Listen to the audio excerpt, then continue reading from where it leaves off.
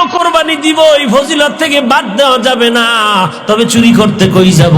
মানুষের বাড়ি গেলে ধরা খাইলে তো ফিডা বিসমিল্লাহ ছাড়া সমানে চলবে না। এমন জায়গায় যাব যেখানে ধরা খাইলেও জামিনের একটা রাস্তা আছে। কই যাই? গুনতে গুনতে খবর নিয়ে দেখে গতকাল রাত, আগামীকালকে ঈদের দিন, আমার মামা সুন্দর একটা গরু কিনা ফেলাইছে। আজকের রাত্রে বেলা, ভোর রাত্রে বান্দা আগা দৌড়াইতেছে মামার বাড়ি। গরুটা নিয়ে যখন যায়, মসজিদের ইমাম সাহেবের সাথে মোলাকাত হয়ে গেল। ইমাম সাহেব উঠছে, ফজরের আগে তাহাজ্জুদ পড়বে। হঠাৎ দেখে ওই এলাকার বান্দা, গরিব মানুষ, গরু নিয়ে যায়। কই যাও? বলে হুজুর দোয়া করেন, দেখা হয়ে গেছে, দোয়া চাওয়ার সময় পাইতাম না, যখন পাইয়ে গেলাম দোয়া করেন। কি বলে? দোয়া করবেন, এই গরু কোরবানি দেবো ইনশাআল্লাহ। তুমি না গরিব মানুষ, গরু ফাইলা কই?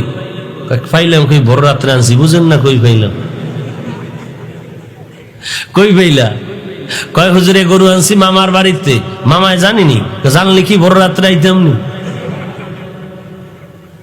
এরে আল্লাহর বান্দা, তুই কি জানো না চুরি করা হারাম?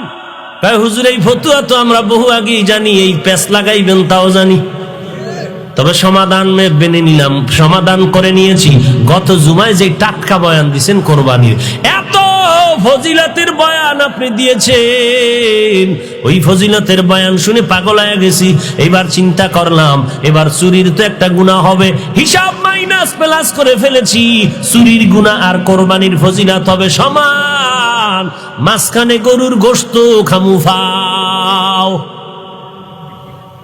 চুরির গুনাহ আর ফজিলত সমান, মাঝখানে গোশত খামু কি ফাও। বুঝেন না কথা?